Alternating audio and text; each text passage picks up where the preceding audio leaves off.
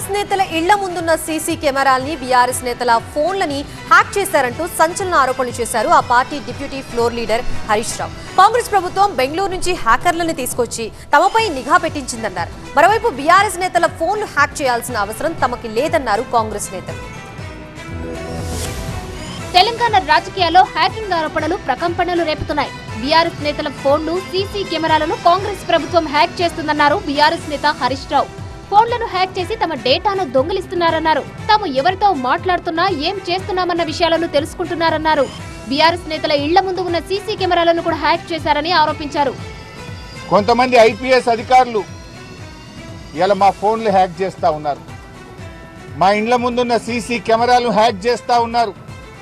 బెంగళూరు నుంచి ప్రైవేట్ హ్యాకర్లను తీసుకొచ్చి వాళ్లకు డబ్బులు చెల్లించి హైదరాబాద్ కమాండ్ కంట్రోల్ రూమ్లో వాళ్ళను పెట్టి ఇవాళ బీఆర్ఎస్ నాయకుల ఫోన్లు హ్యాక్ చేస్తున్నారు, మా ఇండ్ల ముందుండే సీసీ కెమెరాలు హ్యాక్ చేస్తా ఉన్నారు.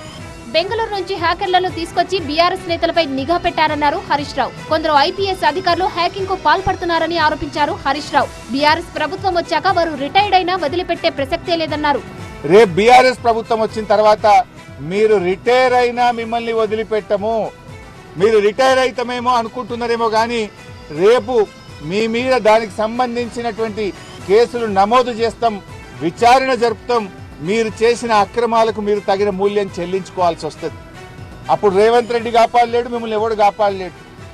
రిటైర్ అయితే సొంత డబ్బులతో అడ్వకేట్లను పెట్టుకోవాల్సి వస్తుంది, గుర్తుపెట్టుకోండి. బీఆర్ఎస్ హయాంలో సొంత పార్టీ నేతలపైనే నిఘా పెట్టారన్నారు కాంగ్రెస్ నేతలు. తాము బీఆర్ఎస్ పార్టీలా కాదన్నారు. బీఆర్ఎస్ నేతల ఫోన్లను హ్యాక్ చేయాల్సిన అవసరం తమకు లేదన్నారు. దొంగతనం చేస్తే కూడా నిన్ను, మీ మామను, మీ బామ్మని వదిలేయాలన్నా?